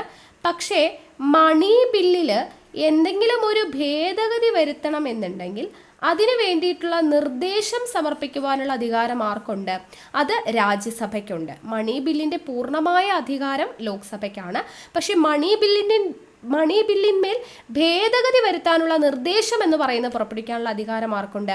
രാജ്യസഭയ്ക്കുണ്ട് എന്നുള്ളത് ഓർത്തിരിക്കുക. അതേപോലെ മറ്റൊരു അധികാരമാണ് ഓൾ ഇന്ത്യ സർവീസ്, അതായത് അഖിലേന്ത്യാ സർവീസ് അല്ലെ? അഖിലേന്ത്യാ സർവീസ് എന്താണെന്ന് നമ്മൾ പഠിച്ചു. അപ്പോൾ ഓൾ ഇന്ത്യ സർവീസ് അല്ലെങ്കിൽ അഖിലേന്ത്യാ service IAS, IPS, IFS, Indian forest service, ഇതെല്ലാം രൂപീകരിക്കാൻ വേണ്ടിയിട്ടുള്ള എക്സ്ക്ലൂസീവ് പവർ എന്ന് പറയുന്നത് രാജ്യസഭയ്ക്ക് ഉള്ളതാണ്. ഓക്കെ, അഖിലേന്ത്യാ service, IAS, IPS, IFS, Indian forest service, ഇതിലേക്കെല്ലാമുള്ള ഈ എല്ലാ സർവീസിലേക്കുമല്ല അല്ലെങ്കിൽ ഈ ഒരു സർവീസ് എല്ലാം രൂപീകരിക്കുന്നതിന് വേണ്ടിയിട്ടുള്ള എക്സ്ക്ലൂസീവ് പവർ എന്ന് പറയുന്നത് ആർക്കാണ് ഉള്ളത്? രാജ്യസഭയ്ക്കാണ് ഉള്ളത് എന്നുള്ളത് ഓർത്തിരിക്കുക. അതേപോലെ തന്നെ സ്റ്റേറ്റ് ലിസ്റ്റ് ഉണ്ടല്ലോ, സ്റ്റേറ്റ് ലിസ്റ്റ് നമ്മൾ പഠിച്ചിട്ടുണ്ട് അല്ലേ. അപ്പം സ്റ്റേറ്റ് ലിസ്റ്റിൽ ഉൾക്കൊള്ളുന്ന ഒരു വിഷയത്തിനുമേൽ കേന്ദ്ര ഗവൺമെന്റിന് നിയമനിർമ്മാണം നടത്തണം എന്നുണ്ടെങ്കിൽ അതിന് രാജ്യസഭയുടെ അനുവാദം വേണം. സ്റ്റേറ്റ് ലിസ്റ്റിൽ ഉൾപ്പെടുന്ന ഒരു വിഷയത്തിനുമേൽ കേന്ദ്ര ഗവൺമെന്റിന് എന്തെങ്കിലും ഒരു നിയമനിർമ്മാണം നടത്തണം എന്നുണ്ടെങ്കിൽ രാജ്യസഭയുടെ അനുമതിയോടുകൂടെ മാത്രമേ പറ്റത്തുള്ളൂ എന്നുള്ളൊരു കാര്യമുണ്ട്. അതേപോലെ തന്നെ അല്ലെങ്കിൽ എന്താണ് നമ്മൾ പഠിച്ചിട്ടുണ്ട്, സ്റ്റേറ്റ് ലിസ്റ്റിൽ നിന്നും 5 വിഷയങ്ങൾ കൺകറന്റ് ലിസ്റ്റിലോട്ട് മാറ്റി അല്ലേ. അപ്പോൾ സ്റ്റേറ്റ് ലിസ്റ്റിൽ നിന്നും കൺകറന്റ് ലിസ്റ്റിലോട്ട് നമ്മൾ വിഷയങ്ങൾ മാറ്റണമെങ്കിലും ആരനുവദിക്കണം? രാജ്യസഭ അനുവദിക്കണം. അപ്പോൾ അതും രാജ്യസഭയുടെ അധികാരമാണ്. ഇനി 6ാമത്തെ അധികാരം എന്ന് പറയുന്നത് വൈസ് പ്രസിഡന്റിനെ നീക്കം ചെയ്യാനുള്ള നടപടികൾക്ക് മുൻകൈ എടുക്കേണ്ടത് ആരാണ്? നമ്മൾ വൈസ് പ്രസിഡന്റ് പഠിച്ചല്ലോ, ഉപരാഷ്ട്രപതി. അപ്പോൾ ഉപരാഷ്ട്രപതിയെ പുറത്താക്കുന്നതിന് വേണ്ടിയിട്ടുള്ള നടപടികൾക്ക് മുൻകൈ എടുക്കേണ്ടത് ആരാണ് എന്ന് ചോദിച്ചു കഴിഞ്ഞാൽ അത് രാജ്യസഭയാണ് എന്നുള്ളത് ഓർത്തിരിക്കുക. കാരണം നമ്മൾ അവിടെ പ്രൊസീജിയർ നമ്മൾ പറഞ്ഞിട്ടുണ്ടായിരുന്നു. വൈസ് പ്രസിഡന്റിനെ നീക്കം ചെയ്യുന്നതിന് 14 ദിവസം മുൻപ് തന്നെ രാജ്യസഭയിലാണ് ആദ്യമായിട്ട് അവതരിപ്പിക്കുന്നത്. ഭൂരിപക്ഷം ലഭിക്കണം എന്നുള്ളതൊക്കെ നമ്മൾ പറഞ്ഞു. ആദ്യം അവതരിപ്പിക്കുന്ന എവിടെയാണ്? രാജ്യസഭയിലാണ് അല്ലേ വൈസ് പ്രസിഡന്റിനെ നീക്കം ചെയ്യുന്നത്. അപ്പോൾ അതിന് മുൻകൈ എടുക്കുന്നത്, നടപടിക്രമങ്ങളെല്ലാം രാജ്യസഭയിലാണ് ആദ്യം നടക്കുന്നത്. അപ്പോൾ ആ ഒരു കാര്യം, ഇതൊക്കെയാണ് രാജ്യസഭയുടെ അധികാരങ്ങൾ എന്ന് പറയുന്നത്. ഇത്രയും കാര്യങ്ങളേ ഉള്ളൂ നമുക്ക് രാജ്യസഭയെക്കുറിച്ച് പഠിക്കാനായിട്ട്. ക്ലിയർ ആയെന്ന് വിശ്വസിക്കുന്നു. രാജ്യസഭ കിട്ടിയല്ലോ. ഇനി നെക്സ്റ്റ് നമ്മൾ ലോക്സഭ നോക്കാം. അപ്പോൾ നമ്മൾ നേരത്തെ പറഞ്ഞു ലോക്സഭയെക്കുറിച്ച് പ്രതിപാദിക്കുന്ന ആർട്ടിക്കിൾ എന്ന് പറയുന്നത് എത്രയാണ്? ആർട്ടിക്കിൾ പരലോകം എന്നല്ലേ പറഞ്ഞു. അപ്പോൾ 79, 80, 81 അല്ലേ. അപ്പോൾ 81 ലോക്സഭയെക്കുറിച്ച് പ്രതിപാദിക്കുന്ന ആർട്ടിക്കിൾ എന്ന് പറയുന്നത്. ലോക്സഭയുടെ ഘടനയെക്കുറിച്ച് പ്രതിപാദിക്കുന്ന ആർട്ടിക്കിളാണ് ആർട്ടിക്കിൾ 81. ലോക്സഭ അറിയപ്പെടുന്ന പേരുകളാണ് ലോവർ ഹൗസ് കേട്ടോ. ലോവർ ഹൗസ് അല്ലെങ്കിൽ അധോസഭ എന്ന് അറിയപ്പെടുന്നു. അധോസഭ അല്ലെങ്കിൽ ലോവർ ഹൗസ്. അപ്പോൾ അവിടെ നമ്മൾ പഠിച്ചു ഉപരിസഭ, അപ്പർ ഹൗസ് അല്ലെങ്കിൽ ഉപരിസഭ എന്നറിയപ്പെടുന്ന രാജ്യസഭയാണ്. അധോസഭ എന്നറിയപ്പെടുന്ന ലോക്സഭയാണ്. അപ്പോൾ അത് തെറ്റിപ്പോവാതിരിക്കാൻ വേണ്ടി ഇങ്ങനെ ഓർത്താൽ മതി. അധോലോകം എന്നൊക്കെ നമ്മൾ പറയാറില്ലേ, അധോലോകം. അപ്പോൾ അധോലോകം എന്ന് ഓർത്ത് വെച്ചാൽ മതി. അധോസഭ എന്നറിയപ്പെടുന്നത് ലോക്സഭയാണ്. അപ്പോൾ ഉപരിസഭ എന്താ? രാജ്യസഭയാണ്. കിട്ടിയല്ലോ. അപ്പോൾ അധോലോകം, അധോസഭ എന്നറിയപ്പെടുന്നത് ലോക്സഭയാണ്. അല്ലെങ്കിൽ ഹൗസ് ഓഫ് പീപ്പിൾ എന്നറിയപ്പെടുന്നത്, ഹൗസ് ഓഫ് പീപ്പിൾ അല്ലെങ്കിൽ ജനങ്ങളുടെ സഭ എന്ന പേരിൽ അറിയപ്പെടുന്നത് ലോക്സഭയാണ്. ലോക്സഭ, അധോസഭ അല്ലെങ്കിൽ ലോവർ ഹൗസ് എന്നറിയപ്പെടുന്നു. ഹൗസ് ഓഫ് പീപ്പിൾ അല്ലെങ്കിൽ ജനങ്ങളുടെ സഭ എന്ന പേരിലൊക്കെ അറിയപ്പെടുന്നത് ലോക്സഭയാണ് എന്നുള്ളത് ഓർത്തിരിക്കുക. ഇനി ലോക്സഭയിലേക്കുള്ള അംഗങ്ങളെ തിരഞ്ഞെടുക്കുന്നത് ആരാണ്? ലോക്സഭയിലേക്കുള്ള അംഗങ്ങളെ തിരഞ്ഞെടുക്കുന്നത് ജനങ്ങൾ നേരിട്ടാണ് തിരഞ്ഞെടുക്കുന്നത്. ജനങ്ങൾ നേരിട്ട് തിരഞ്ഞെടുക്കുന്നു. ഓക്കെ, ലോക്സഭയിലേക്കുള്ള അംഗങ്ങളെ ജനങ്ങൾ നേരിട്ടാണ് തിരഞ്ഞെടുക്കുന്നത്. ലോക്സഭ അംഗങ്ങളെ തിരഞ്ഞെടുക്കുന്ന ഈ ഒരു വ്യവസ്ഥയെ നമ്മൾ പറയുന്നതാണ് എന്ത്? കേവല ഭൂരിപക്ഷ വ്യവസ്ഥ അനുസരിച്ച് അല്ലെങ്കിൽ FPTP സമ്പ്രദായത്തിലൂടെയാണ് ലോക്സഭയിലേക്കുള്ള അംഗങ്ങളെ നമ്മൾ തിരഞ്ഞെടുക്കുന്നത് എന്നുള്ളത് ഓർത്തിരിക്കുക. ഇനി നമ്മൾ രാജ്യസഭയുടെ അധികാരങ്ങൾ എന്തൊക്കെയാണെന്നുള്ളത് പറഞ്ഞിട്ടുണ്ടായിരുന്നു അല്ലെ. അതേപോലെ ലോക്സഭയ്ക്കും കുറേ അധികാരങ്ങളുണ്ട്. രാജ്യസഭയ്ക്ക് ഉള്ളതിനേക്കാൾ കൂടുതൽ അധികാരങ്ങൾ ആരിൽ നിക്ഷിപ്തമാണ്? ലോക്സഭയിൽ നിക്ഷിപ്തമാണ്. അപ്പോൾ ലോക്സഭയുടെ അധികാരങ്ങൾ എന്തൊക്കെയാണ്? 1ാമത്തെ അധികാരം, കേന്ദ്ര മന്ത്രിസഭയെ പുറത്താക്കാനായിട്ട് ഒരു അവിശ്വാസ പ്രമേയം കൊണ്ടുവരേണ്ടത് എവിടെയാണ്? ലോക്സഭയിലാണ്. കേന്ദ്ര മന്ത്രിസഭയെ നമ്മൾ പഠിച്ചിട്ടുണ്ടായിരുന്നു കഴിഞ്ഞ ക്ലാസ്സിൽ. കേന്ദ്ര മന്ത്രിസഭയെ നീക്കം ചെയ്യണം അല്ലെങ്കിൽ പുറത്താക്കണം എന്നുണ്ടെങ്കിൽ അവിശ്വാസ പ്രമേയം എന്ന് പറയുന്നത് എവിടെയാണ് ആദ്യം കൊണ്ടുവരേണ്ടത്? ലോക്സഭയിലാണ് ആദ്യം കൊണ്ടുവരേണ്ടത്. 2ാമത്തെ കാര്യം നമ്മൾ നേരത്തെ പറഞ്ഞു, മണി ബില്ലുമായി ബന്ധപ്പെട്ട എല്ലാ കാര്യങ്ങളുടെയും അധികാരം ലോക്സഭയ്ക്കാണ്. മണി ബില്ലുമായി ബന്ധപ്പെട്ട എല്ലാ അധികാരങ്ങളും ലോക്സഭയിൽ നിക്ഷിപ്തമാണ് എന്നുള്ളത് ഓർത്തിരിക്കുക. അതേപോലെ തന്നെ രാജ്യസഭയിലുള്ളതിനേക്കാൾ അംഗങ്ങൾ കൂടുതൽ എന്ന് പറയുന്നത് എവിടെയാണ്? ലോക്സഭയിലാണ്. രാജ്യസഭയിലുള്ളതിനേക്കാൾ അംഗങ്ങൾ കൂടുതൽ എവിടെയാണ്? ലോക്സഭയിലാണ്. ഓക്കെ, അപ്പോൾ അതുകൊണ്ട് തന്നെ അതായത് ലോക്സഭയിലുള്ള അംഗങ്ങൾ എന്ന് പറയുന്നത് പരമാവധി 550 പേരാണ് കേട്ടോ. ലോക്സഭയിലുള്ള പരമാവധി അംഗങ്ങൾ എത്രയാണ്? 550 പേരാണ്. ഓക്കെ, ഇത് മുൻപ് 552 ഉണ്ടായിരുന്നു. അതിൽ 2 ആംഗ്ലോ ഇന്ത്യൻ പ്രതിനിധികളെ പ്രസിഡന്റ് ലോക്സഭയിലോട്ട് നോമിനേറ്റ് ചെയ്യുമായിരുന്നു. വന്നു. പക്ഷെ ആ ഒരു സംഭവം എന്താണ്, അത് ഇല്ലാതെയാക്കി അല്ലേ. അതില്ലാതെയാക്കിയ ഭേദഗതി നമ്മൾ പഠിച്ചിട്ടുണ്ടായിരുന്നു. 104 ഭേദഗതിയിലൂടെ ആംഗ്ലോ ഇന്ത്യൻസിന്റെ സംവരണമൊക്കെ നിർത്തലാക്കി എന്നുള്ളത് നമ്മൾ പഠിച്ചിട്ടുണ്ടായിരുന്നു. ഓക്കെ, അപ്പോൾ അങ്ങനെ 552 2 പേര് ആംഗ്ലോ ഇന്ത്യൻസിന്റെ സംവരണം ഇല്ലാതെയായി. അപ്പോൾ അങ്ങനെ ടോട്ടൽ 550 പരമാവധി അംഗസംഖ്യ എന്ന് പറയുന്നത്. ലോക്സഭയിലേക്കുള്ള പരമാവധി അംഗസംഖ്യ 550. അപ്പോൾ ഈ 550 എന്ന് പറയുന്നത് നമ്മൾ സ്പ്ലിറ്റ് ചെയ്യുന്നുണ്ട്. നമ്മൾ രാജ്യസഭയിൽ 250 പേരെ നമ്മൾ സ്പ്ലിറ്റ് ചെയ്തു, 238 12 ആയിട്ട്. അതേപോലെ 550 നമുക്ക് രണ്ടായിട്ട് സ്പ്ലിറ്റ് ചെയ്യാം. ഇതിൽ 530 പേര് സ്റ്റേറ്റിൽ നിന്നുള്ളവരായിരിക്കും. 530 പേര് സ്റ്റേറ്റിൽ നിന്നുള്ളവരും ബാക്കി 20 പേര് യൂണിയൻ ടെറിട്ടറീസ്, കേന്ദ്രഭരണ പ്രദേശങ്ങളിൽ നിന്ന് വരാൻ പറ്റുന്ന അംഗങ്ങളായിരിക്കും. 530 പേര് സ്റ്റേറ്റിൽ നിന്നും 20 പേര് യൂണിയൻ ടെറിട്ടറീസ്, കേന്ദ്രഭരണ പ്രദേശങ്ങളിൽ നിന്നും ആയിരിക്കും. അങ്ങനെയാണ് ടോട്ടലായിട്ട് 550 പേരെന്ന് പറയുന്നത്. ഇത് പരമാവധി അംഗസംഖ്യയാണ് പറയുന്നത്. നിലവിൽ എത്രയാണ് അംഗസംഖ്യ എന്ന് ചോദിച്ചു കഴിഞ്ഞാൽ നിലവിലെ ലോക്സഭയിലെ അംഗസംഖ്യ 543 ആണ്. നിലവിലെ ലോക്സഭയിലെ അംഗസംഖ്യ എത്രയാണ്? 543 എന്നുള്ളത് ഓർത്തിരിക്കുക. അപ്പം ലോക്സഭയുടെ അംഗങ്ങളുടെ എണ്ണം നമ്മൾ പറഞ്ഞു. ഇപ്പം രാജ്യസഭയിലുള്ളതിനേക്കാളും അംഗസംഖ്യ കൂടുതലാണ്. അവിടെ 243 ഇവിടെ 543 എന്നുള്ളത് നമ്മൾ പറഞ്ഞു അല്ലേ. സോറി, 243 അല്ല, അവിടെ 245, ഇവിടെ 543. ഓക്കെ, അവിടെ ടോട്ടലായിട്ട് പരമാവധി എന്ന് പറയുന്നത് 250. 250 238 12 ആണ്. നിലവിലുള്ളത് 245. ഇവിടെ പരമാവധി അംഗസംഖ്യ 550, നിലവിലുള്ളത് 543 ആണ് എന്നുള്ളത് ഓർത്തിരിക്കുക. ഓക്കെ അല്ലേ. ഇനി ഇന്ത്യയിലെ ഏറ്റവും വലിയ ലോക്സഭാ മണ്ഡലം, ഇന്ത്യയിലെ ഏറ്റവും വലിയ ലോക്സഭാ മണ്ഡലം എന്ന് പറയുന്നത് ഏതാണ് എന്ന് ചോദിച്ചാൽ ലഡാക്ക് ആണ് കേട്ടോ. വിസ്തീർണത്തിന്റെ അടിസ്ഥാനത്തിലാണ് പറയുന്നത്. ഇന്ത്യയിലെ ഏറ്റവും വലിയ ലോക്സഭാ മണ്ഡലം വിസ്തീർണത്തിന്റെ അടിസ്ഥാനത്തിൽ ലഡാക്ക് ആണ്. ഇനി ഏറ്റവും കൂടുതൽ വോട്ടേഴ്സ് ഉള്ളത്, ഏറ്റവും കൂടുതൽ വോട്ടേഴ്സ് അല്ലെങ്കിൽ സമ്മതിദായകർ ഏറ്റവും കൂടുതലുള്ള ലോക്സഭാ മണ്ഡലം ചോദിച്ചു കഴിഞ്ഞാൽ അത് മൽക്കജ് ഗിരിയാണ്. മൽക്കജ് ഗിരി എവിടെയാണ്? തെലങ്കാനയിലാണ് കേട്ടോ. തെലങ്കാന. ഓക്കെ, മൽക്കജ് ഗിരി തെലങ്കാനയിലാണ്. ഇവിടെ ലഡാക്ക് ഏറ്റവും വലിയ ലോക്സഭാ മണ്ഡലം, വിസ്തീർണത്തിന്റെ അടിസ്ഥാനത്തിൽ ഏറ്റവും വലിയ ലോക്സഭാ മണ്ഡലം ലഡാക്ക്. വോട്ടേഴ്സ് കൂടുതലുള്ളത്, സമ്മതിദായകർ കൂടുതലുള്ള ലോക്സഭാ മണ്ഡലം ചോദിച്ചു കഴിഞ്ഞാൽ അത് മൽക്കജ് ഗിരിയാണ്. ഇനി ഏറ്റവും ചെറിയ ലോക്സഭാ മണ്ഡലം എന്ന് പറയുന്നത്, ചെറിയ ലോക്സഭാ മണ്ഡലം ചാന്ദിനി ചൗക്ക് ആണ് കേട്ടോ. ചാന്ദിനി ചൗക്ക്. അപ്പം നമുക്ക് ഏറ്റവും വലുതെന്ന് പറയുമ്പോൾ ലാർജ് എന്ന് പറയുന്നത് Ladakh, L4. Okay, large Ladakh. ചെറുത് എന്ന് പറയുമ്പോൾ ചാ വെച്ചിട്ടാണ്, ചാന്ദിനി ചൗക്ക്. ചെറുത് ചാന്ദിനി ചൗക്ക്, ലാർജ് ലഡാക്ക്. ഇനി വോട്ടേഴ്സ് കൂടുതലുള്ളത് എന്താണ്? മൽക്കജ് ഗിരിയാണ് കേട്ടോ. വോട്ടേഴ്സ് കൂടുതലുള്ളത് മൽക്കജ് ഗിരിയാണ്. ഇനി വോട്ടേഴ്സ് ഏറ്റവും കുറവുള്ളത് ചോദിച്ചു കഴിഞ്ഞാൽ, സമ്മതിദായകർ ഏറ്റവും കുറവുള്ളത് ചോദിച്ചു കഴിഞ്ഞാൽ ലക്ഷദ്വീപാണ്. ലക്ഷദ്വീപിലാണ് ഏറ്റവും കൂടുതൽ ഏറ്റവും കുറവ് സമ്മതിദായകർ അല്ലെങ്കിൽ വോട്ടേഴ്സ് ഉള്ളത്. 50,000 പേര് മാത്രമേ ഉള്ളൂ കേട്ടോ. 50,000 പേര് മാത്രമേ ഉള്ളൂ. ഏറ്റവും കുറവ് വോട്ടേഴ്സ് വരുന്നത് എവിടെയാണ്? ലക്ഷദ്വീപിലാണ് എന്നുള്ളത് ഓർത്തിരിക്കുക. ഇനി ലോക്സഭയിലെ ആദ്യത്തെ പ്രതിപക്ഷ നേതാവ്, ലോക്സഭയിലെ ആദ്യത്തെ പ്രതിപക്ഷ നേതാവായിരുന്നു ആര്? AK ഗോപാലൻ. AK ഗോപാലനാണ് ലോക്സഭയിലെ ആദ്യത്തെ പ്രതിപക്ഷ നേതാവ് എന്ന് പറയുന്നത്.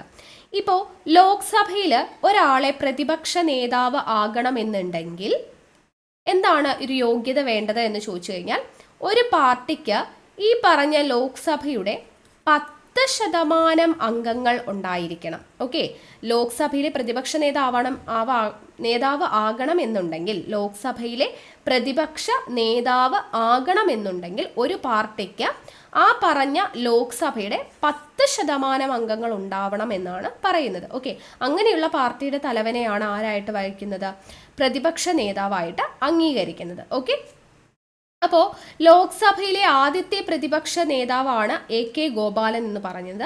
അപ്പോൾ അദ്ദേഹത്തിന് അംഗങ്ങളുടെ പിന്തുണ ഉണ്ടായിരുന്നില്ല. ഓക്കെ, ആദ്യത്തെ നേതാവായിട്ടുള്ള AK ഗോപാലന് ഈ പറയുന്ന 10% അംഗങ്ങളുടെ പിന്തുണ അല്ലെങ്കിൽ അംഗങ്ങളുടെ പിന്തുണയോടുകൂടി അല്ല അദ്ദേഹം പ്രതിപക്ഷ നേതാവായത്. അപ്പം അങ്ങനെയാണെങ്കിൽ അടുത്തൊരു ചോദ്യം വന്നു, ലോക്സഭയിലെ ആദ്യത്തെ അംഗീകൃത പ്രതിപക്ഷ നേതാവ്, ലോക്സഭയിലെ ആദ്യത്തെ പ്രതിപക്ഷ നേതാവ് എന്ന് ചോദിച്ചു കഴിഞ്ഞാൽ AK ഗോപാലനാണ്.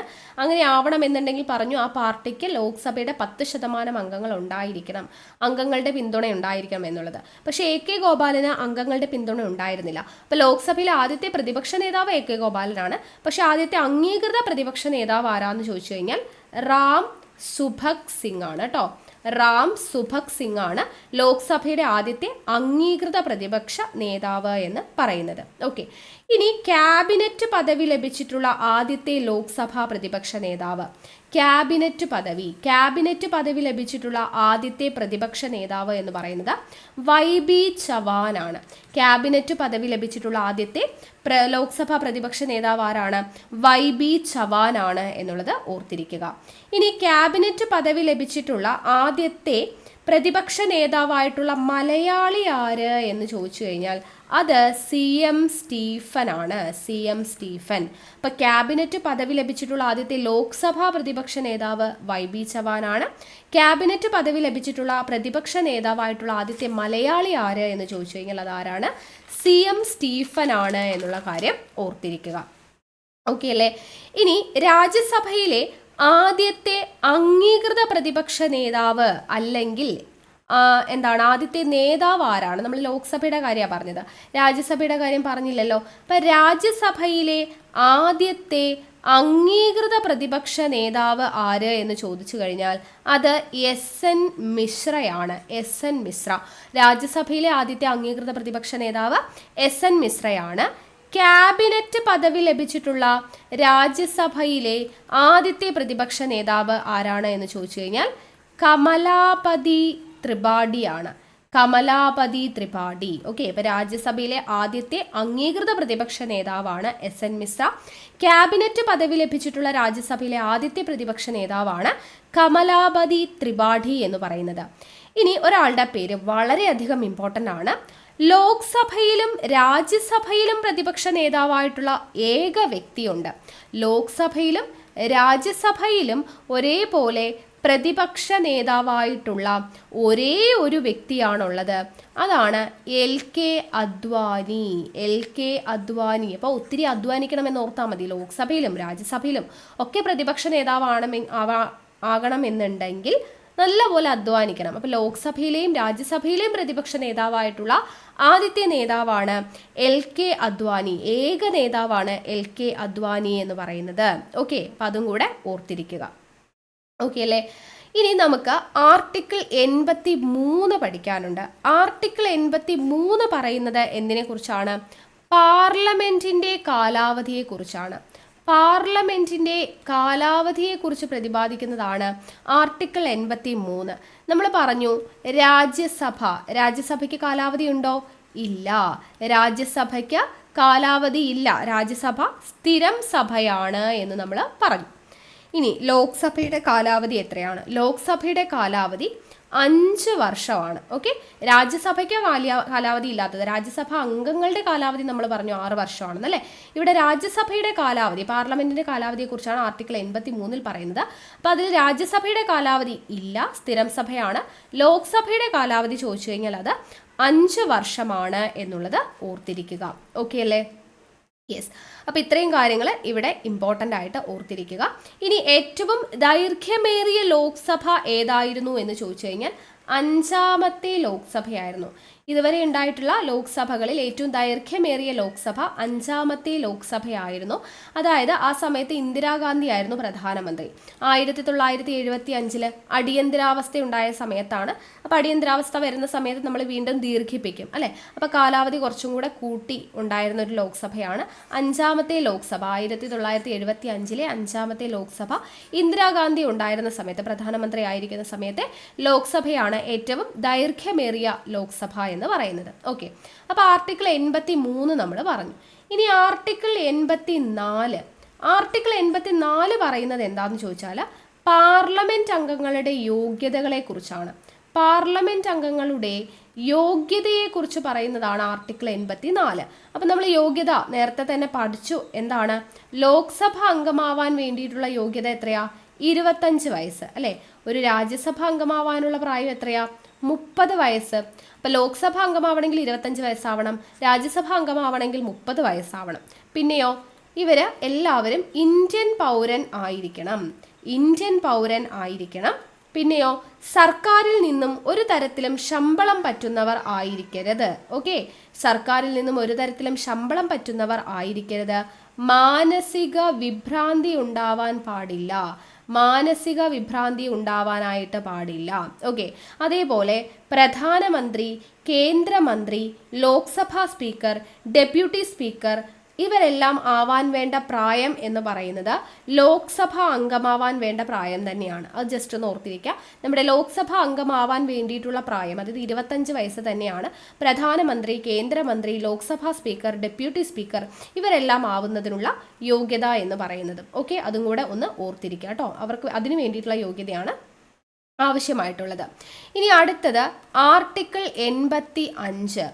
ആർട്ടിക്കിൾ 85 പറയുന്നത് എന്താണ് എന്ന് ചോദിച്ചു കഴിഞ്ഞാൽ, ലോക്സഭ വിളിച്ചുകൂട്ടാനും ലോക്സഭ നിർത്തിവെക്കാനും ലോക്സഭ പിരിച്ചുവിടാനുമുള്ള അധികാരം ആർക്കുണ്ട്? പ്രസിഡന്റിനുണ്ട്. ലോക്സഭ വിളിച്ചുകൂട്ടാൻ, ലോക്സഭ നിർത്തിവെക്കാൻ, ലോക്സഭ പിരിച്ചുവിടാനുള്ള അധികാരം ആർക്കുണ്ട്? പ്രസിഡന്റിന് ഉണ്ട് എന്ന് പറയുന്ന ആർട്ടിക്കിളാണ് ആർട്ടിക്കിൾ 85. അതേപോലെ നമുക്ക് രാജ്യസഭ പറയാൻ പറ്റുമോ? രാജ്യസഭ നമുക്ക് എന്ത് ചെയ്യാം? വിളിച്ചു ചേർത്താം, നിർത്തിവെക്കാം, പക്ഷെ പിരിച്ചുവിടാൻ പറ്റുമോ? ഇല്ല. കാരണം എന്താ? രാജ്യസഭ സ്ഥിരം സഭയാണ് അല്ലേ? അപ്പോൾ നമുക്കത് പിരിച്ചുവിടാൻ പറ്റത്തില്ല. അപ്പോൾ ഇങ്ങനെ പറയണം, മൊത്തമായിട്ട് പാർലമെന്റ് വിളിച്ചുകൂട്ടുക, നിർത്തിവെക്കുക, പിരിച്ചുവിടുക എന്ന് പറയാൻ പറ്റത്തില്ല. കാരണം രാജ്യസഭ നമുക്ക് ഒരിക്കലും പിരിച്ചുവിടാൻ പറ്റത്തില്ല, അത് സ്ഥിരം സഭയാണ്. അപ്പോൾ നമ്മൾ പറയുമ്പോൾ സെപ്പറേറ്റ് ചെയ്തിട്ട് തന്നെ പറയണം, ലോക്സഭ വിളിച്ചു ചേർത്താനും നിർത്തിവെക്കാനും പിരിച്ചുവിടാനുമുള്ള അധികാരം പ്രസിഡന്റിനുണ്ട്. രാജ്യസഭ വിളിച്ചു ചേർക്കാനും നിർത്തിവെക്കാനുമുള്ള അധികാരം പ്രസിഡന്റിനുണ്ട്. ഇനി പാർലമെന്റ് ആണെങ്കിലോ, പാർലമെന്റ് എന്നെടുത്ത് പറയുകയാണെങ്കിൽ നമുക്ക് പാർലമെന്റ് വിളിച്ചുകൂട്ടാനും നിർത്തിവെക്കാനും ഉള്ള അധികാരം എന്ന് മാത്രം പറയണം. പിരിച്ചുവിടാൻ എന്ന് പറയുമ്പോൾ പാർലമെന്റിൽ രാജ്യസഭയും കൂടെ ഇൻക്ലൂഡഡ് ആണ് അല്ലേ? അപ്പോൾ പാർലമെന്റ് വിളിച്ചുകൂട്ടാനും നിർത്തിവെക്കാനുമുള്ള അധികാരം ആർക്കുണ്ട്? പ്രസിഡന്റിനുണ്ട് എന്ന് നമുക്ക് പറയാം. പക്ഷെ പിരിച്ചുവിടാനുള്ള അധികാരം എന്ന് പറയരുത്. പാർലമെന്റും രാജ്യസഭയും പറയുമ്പോൾ പിരിച്ചുവിടാൻ എന്നുള്ള കാര്യം അവിടെ പരാമർശിക്കരുത് എന്നുള്ളത് ഓർത്തിരിക്കാം. ഓക്കെ, ഇനി എല്ലാ വർഷവും ഈ ലോക്സഭ രാജ്യസഭാ സമ്മേളനമെല്ലാം അഭിസംബോധന ചെയ്യുന്നത് ആരാണ്? അത് പ്രസിഡന്റ് ആണ്. എല്ലാ വർഷത്തെയും ലോക്സഭാ സമ്മേളനമാണെങ്കിലും രാജ്യസഭാ സമ്മേളനമാണെങ്കിലും അതെല്ലാം അഭിസംബോധന ചെയ്യുന്നത് പ്രസിഡന്റ് ആണ് എന്നുള്ളത് ഓർത്തിരിക്കുക. അതേപോലെ തന്നെ ഓരോ പൊതു തെരഞ്ഞെടുപ്പ് കഴിഞ്ഞതിന് ശേഷവും ലോക്സഭ സമ്മേളിക്കുമ്പോൾ പ്രസിഡന്റ് ആണ് അഭിസംബോധന ചെയ്യുന്നത്. എല്ലാ വർഷവും ലോക്സഭാ രാജ്യസഭാ സമ്മേളനങ്ങൾ അഭിസംബോധന ചെയ്യുന്നു. ഓരോ പൊതു തെരഞ്ഞെടുപ്പ് കഴിഞ്ഞതിന് ശേഷവും ലോക്സഭ സമ്മേളിക്കുമ്പോൾ അഭിസംബോധന ചെയ്യുന്നതും ആര് തന്നെയാണ്? പ്രസിഡന്റ് ആണ് എന്നുള്ളത് ഓർത്തിരിക്കുക. ഇനി ഇമ്പോർട്ടൻ്റ് ആയിട്ടുള്ളൊരു പോയിന്റ് ആണ്, ലോക്സഭയുടെ നേതാവ് ആര്? ലോക്സഭയുടെ നേതാവ് ആര് എന്ന് ചോദിക്കുമ്പോൾ നിങ്ങൾ പ്രധാനമന്ത്രി എന്ന് വേണം എഴുതാനായിട്ട്. ഓക്കെ, ഇത് തെറ്റിക്കുന്നൊരു ഭാഗമാണ്. എന്നാൽ ലോക്സഭയുടെ അധ്യക്ഷൻ ആര് എന്ന് ചോദിച്ചു കഴിഞ്ഞാലാണ് നമ്മൾ ആരെ എഴുതേണ്ടത്? ലോക്സഭാ സ്പീക്കർ എന്ന് പറയുന്ന വ്യക്തി. ഓക്കെ, അപ്പം ലോക്സഭയുടെ നേതാവ് ആരാ? പ്രധാനമന്ത്രി. ലോക്സഭയുടെ അധ്യക്ഷൻ ആരാ? സ്പീക്കർ. ലോക്സഭയുടെ നേതാവ് ആരാ? പ്രധാനമന്ത്രി. ലോക്സഭയുടെ അധ്യക്ഷൻ ആരാ? സ്പീക്കർ ആണ് എന്നുള്ളത് ഓർത്തിരിക്കാം. ഓക്കെ അല്ലേ? ഇത്രയും കാര്യങ്ങൾ കിട്ടിയോ? അപ്പം നമുക്ക് ലോക്സഭയെക്കുറിച്ച് പറയുമ്പോൾ ഇവിടെ ഇമ്പോർട്ടൻ്റ് ആയിട്ടുള്ള ഒരാളെ കുറിച്ച് പറയണം, പ്രോട്ടേം സ്പീക്കർ. ആരാണ് പ്രോട്ടേം സ്പീക്കർ? സ്പീക്കർ നമ്മൾ പറഞ്ഞു ലോക്സഭയുടെ അധ്യക്ഷനാണ് സ്പീക്കർ. പ്രോട്ടേം സ്പീക്കർ എന്ന് പറയുന്നത് ആരാണ്? അതായത് ഇപ്പോൾ ഒരു പൊതു തെരഞ്ഞെടുപ്പ് നടന്നു എന്ന് വിചാരിക്കാം. പൊതു തെരഞ്ഞെടുപ്പ് നടന്നു, അംഗങ്ങളൊക്കെ വന്നു, ഇപ്പം സ്പീക്കറും ഡെപ്യൂട്ടി സ്പീക്കറും ഒന്നും ഉണ്ടാവില്ല അല്ലേ? അപ്പോൾ ബാക്കിയുള്ള അംഗങ്ങളിൽ നിന്ന് വേണം ഈ സ്പീക്കറെയും ഡെപ്യൂട്ടി സ്പീക്കറെയൊക്കെ തിരഞ്ഞെടുക്കാൻ വേണ്ടിയിട്ട്. അപ്പോൾ തൽക്കാലത്തേക്ക് ഇവരെയൊക്കെ തിരഞ്ഞെടുക്കുന്നതിന് മുൻപ് തൽക്കാലത്തേക്ക് ഈ ലോക്സഭയുടെ അധ്യക്ഷനാവാനായിട്ട് ഒരാൾ വേണമല്ലോ. ആ ആളെ പ്രസിഡന്റ് ഈ പറയുന്ന അംഗങ്ങളിൽ നിന്നും ഒരാളെ ജസ്റ്റ് ഒന്ന് തിരഞ്ഞെടുക്കും. അയാളെയാണ് നമ്മൾ പ്രോട്ടേം സ്പീക്കർ എന്ന് പറയുന്നത്. അത്യാവശ്യം സീനിയർ മോസ്റ്റ് ആയിട്ടുള്ള അല്ലെങ്കിൽ അത്യാവശ്യം നന്നായിട്ട് ഭരണപരിചയമുള്ള ഒരു വ്യക്തിയെ താൽക്കാലികമായിട്ട് പ്രസിഡന്റ് അധ്യക്ഷനാക്കി വയ്ക്കും ലോക്സഭയുടെ. അദ്ദേഹത്തെയാണ് നമ്മൾ പ്രോട്ടേം സ്പീക്കർ എന്ന് പറയാം. അപ്പോൾ പുതിയൊരു തെരഞ്ഞെടുപ്പ് നടന്ന് പുതിയ അംഗങ്ങൾ വന്ന് അവിടെ നിന്നും നമ്മൾ സ്പീക്കറെയും ഡെപ്യൂട്ടി സ്പീക്കറെയും എല്ലാം തിരഞ്ഞെടുക്കുന്നതിന് മുൻപ് ഇതിന് അധ്യക്ഷത വഹിക്കാനായിട്ട് ലോക്സഭയിലേക്ക് ഒരു അധ്യക്ഷ സ്ഥാനം വേണം. അപ്പോൾ അതിനുവേണ്ടി പ്രസിഡന്റ് അത്യാവശ്യം സീനിയർ മോസ്റ്റ് ആയിട്ടുള്ള ഭരണപരിചയമുള്ള ഒരു വ്യക്തിയെ ഈ അംഗങ്ങളിൽ നിന്നും ഒരാളായിട്ട് സെലക്ട് ചെയ്യും. അയാളെയാണ് നമ്മൾ പ്രോട്ടേം സ്പീക്കർ എന്ന് പറയുന്നത്. ഈ പ്രോട്ടേം സ്പീക്കർ സത്യപ്രതിജ്ഞ ചെയ്യുന്നത് ആരുടെ മുമ്പിലായിരിക്കും എന്ന് ചോദിച്ചു കഴിഞ്ഞാൽ അത് പ്രസിഡന്റിന്റെ മുമ്പിലായിരിക്കും. പ്രോട്ടേം സ്പീക്കർ സത്യപ്രതിജ്ഞ ചെയ്യുന്നത് ആരുടെ മുമ്പിലാണ്? പ്രസിഡന്റിന്റെ മുമ്പിലാണ്. അദ്ദേഹത്തെ നിയമിക്കുന്നതും ആര് തന്നെയാണ്? നിയമനം പ്രോട്ടേം സ്പീക്കറെ നിയമിക്കുന്നത് പ്രസിഡന്റാണ്. സത്യപ്രതിജ്ഞ ചെയ്യുന്നത് ആരാണ്? പ്രസിഡന്റ് ആണ്. എന്നാൽ അംഗങ്ങൾ, മറ്റുള്ള അംഗങ്ങൾ എന്ന് പറയുന്നത് സത്യപ്രതിജ്ഞ ചെയ്യുന്നത് ആരുടെ മുമ്പിലായിരിക്കും? പ്രോട്ടേം സ്പീക്കർ അല്ലെ, അവരെ തിരഞ്ഞെടുക്കുന്നതിന് വേണ്ടിയിട്ടാണല്ലോ പ്രോട്ടേം സ്പീക്കറെ അധ്യക്ഷ സ്ഥാനത്ത് ഇരുത്തിയിരിക്കുന്നത്. അപ്പോൾ ബാക്കിയുള്ള അംഗങ്ങൾ സത്യപ്രതിജ്ഞ ചെയ്യുന്നത് പ്രോട്ടേം സ്പീക്കറുടെ മുമ്പിലാണ്. അപ്പോൾ സ്പീക്കർ, ഡെപ്യൂട്ടി സ്പീക്കർ തിരഞ്ഞെടുപ്പ് നടക്കുമ്പോൾ അധ്യക്ഷത വഹിക്കുന്ന വ്യക്തി ആരാണ് എന്ന് ചോദിച്ചു കഴിഞ്ഞാൽ പ്രോട്ടേം സ്പീക്കർ ആണ് എന്നുള്ളത് ഓർത്തിരിക്കാം. അപ്പോൾ സ്പീക്കറും ഡെപ്യൂട്ടി സ്പീക്കറും എന്നിവരുടെ അഭാവത്തിൽ സ്പീക്കർ നിശ്ചയിക്കുന്ന പാനലിലെ ഒരംഗമാണ് ഈ സ്പീക്കറുടെ ചുമതല വഹിക്കേണ്ടത് എന്നുള്ള കാര്യം കൂടെ ഓർത്തിരിക്കാം. ഓക്കെ അല്ലേ? അപ്പോൾ സ്പീക്കർ, ഡെപ്യൂട്ടി സ്പീക്കർ എന്നിവരുടെ സത്യപ്രതിജ്ഞ എന്ന് പറയുന്നത് ഭരണഘടനയിൽ പ്രത്യേകിച്ച് പറയുന്നില്ല. കാരണം പ്രോട്ടേം സ്പീക്കറിനെ പ്രസിഡന്റ് നിയമിക്കുന്നു. ഈ പ്രോട്ടേം സ്പീക്കറുടെ മുമ്പിലാണ് ആര്? ഒരു അംഗം, തെരഞ്ഞെടുപ്പ് കഴിഞ്ഞ് വന്ന അംഗങ്ങൾ എന്ന നിലയിലാണ് ഇവർ സത്യപ്രതിജ്ഞ ചെയ്യുന്നത്. അല്ലാതെ സ്പീക്കറായിട്ടോ ഡെപ്യൂട്ടി സ്പീക്കറോ ആയിട്ടുള്ള സത്യപ്രതിജ്ഞ ഭരണഘടനയിൽ പ്രത്യേകമായിട്ട് പരാമർശിക്കുന്നില്ല. ഇനി രാജി സമർപ്പിക്കുന്നതിനെ കുറിച്ച് പറയുകയാണെങ്കിൽ നമ്മുടെ സ്പീക്കർ രാജിവെക്കുന്നത് ആരുടെ അടുത്താണ്? ഡെപ്യൂട്ടി സ്പീക്കറുടെ അടുത്താണ്. ഓക്കെ, സ്പീക്കർ രാജി സമർപ്പിക്കുന്നത് ഡെപ്യൂട്ടി സ്പീക്കറുടെ അടുത്താണ്. തിരിച്ചും ഡെപ്യൂട്ടി സ്പീക്കർ രാജി സമർപ്പിക്കുന്ന ആരുടെ അടുത്താ? സ്പീക്കറുടെ കയ്യിലാണ്. ഓക്കെ, സ്പീക്കർ രാജിക്കത്ത് കൊടുക്കുന്ന ഡെപ്യൂട്ടി സ്പീക്കർക്ക്, ഡെപ്യൂട്ടി സ്പീക്കർ രാജിക്കത്ത് സമർപ്പിക്കുന്നത് സ്പീക്കർക്കായിരിക്കും എന്നുള്ളത് ഓർത്തിരിക്കാം. ഓക്കെ അല്ലേ? ഇപ്പം ലോക്സഭയെ പറ്റി പഠിക്കുമ്പോൾ ഈ സ്പീക്കർ എന്ന് പറയുന്ന ഭാഗം, പ്രോട്ടേം സ്പീക്കറും വളരെയധികം ഇമ്പോർട്ടൻ്റ് ആണ്. ഇനി അടുത്ത ഇമ്പോർട്ടൻ്റ് ആയിട്ടുള്ള ഒരു കാര്യമാണ് കാസ്റ്റിംഗ് വോട്ട് കേട്ടോ. Casting vote. അപ്പോൾ കാസ്റ്റിംഗ് വോട്ട് എന്ന് പറഞ്ഞാൽ എന്താണ്? സ്പീക്കറുമായി ബന്ധപ്പെട്ടിരിക്കുന്ന ഒരു പദമാണ് ഈ കാസ്റ്റിംഗ് വോട്ട് എന്ന് പറയാം. അതായത് സാധാരണഗതിയിൽ സ്പീക്കർ നിഷ്പക്ഷമായിട്ട് ജോലി ചെയ്യേണ്ട ഒരാളാണ് അല്ലേ. നിഷ്പക്ഷമായിട്ടെന്ന് പറഞ്ഞാൽ ഒരു പാർട്ടിയോടും കൂറ് കാണിക്കാതെ നിലകൊള്ളേണ്ട ഒരാളാണ് സ്പീക്കർ എന്ന് പറയുന്നത്. അപ്പം അദ്ദേഹത്തിൻ്റെ ശമ്പളം അതുകൊണ്ട് തന്നെ കൺസോളിഡേറ്റഡ് ഫണ്ടിൽ നിന്നാണ് കൊടുക്കുന്നത്. കാരണം ഒരു പാർട്ടിയുടെ കയ്യിൽ നിന്നും എടുത്ത് കൊടുക്കാൻ പാടില്ല, ഒരു ഗവൺമെൻറ്റിൻ്റെ കയ്യിൽ നിന്നും ശമ്പളം കൊടുക്കാൻ പാടില്ല. നിഷ്പക്ഷമായി ജോലി ചെയ്യേണ്ട ആളാണ്, ഒരു പാർട്ടിയോടും കൂറ് കാണിക്കാൻ പറ്റത്തില്ല. അപ്പോൾ സ്പീക്കർ എന്ന് പറയുന്ന വ്യക്തി നിഷ്പക്ഷമായി ജോലി ചെയ്യുന്നത് കൊണ്ട് തന്നെ അദ്ദേഹത്തിന് വോട്ട് ചെയ്യാനുള്ള അധികാരമില്ല അല്ലെ. വോട്ട് ചെയ്യുമ്പോൾ ഒരു പാർട്ടിയോട് കൂറ് കാണിച്ച ഒരാൾക്കല്ലേ നമ്മൾ വോട്ട് ചെയ്യേണ്ടത്. അപ്പം സ്പീക്കർ എപ്പോഴും നിഷ്പക്ഷമായിരിക്കണം.